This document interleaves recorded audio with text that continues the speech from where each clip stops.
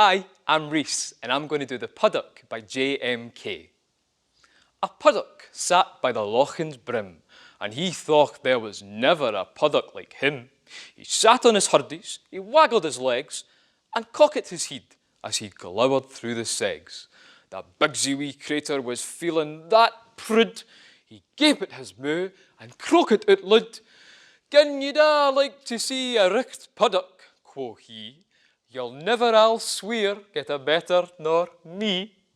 I've families and wives and a weel plenished hame, with drink for my thrapple and meat for my wame.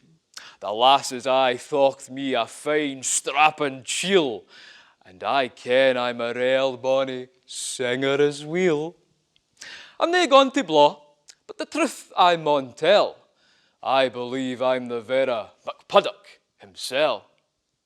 A heron was hungry and needing to sup, sae he nabbit the puddock and golloped him up, syne rankled his feathers.